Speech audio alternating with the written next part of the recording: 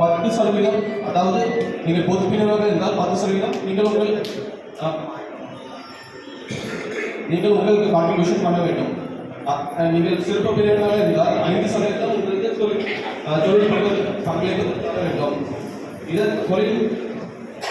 இதற்கு நீங்கள் கமர்ஷியல் வங்கிகளிலோ அல்லது காய்கோ வங்கி அல்லது பிஏசி வங்கியில் நீங்கள் கடன் பெற்று பயன்படுத்தலாம்.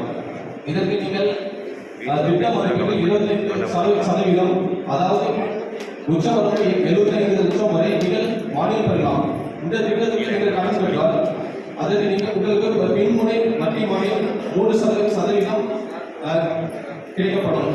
இதற்கு நீங்கள் பயன்பெற நீங்கள் இசேவை மையத்தில் நீங்கள் MSME ஆன்லைன் அதில் நீங்கள் அப்ளை செய்யலாம். நன்றி.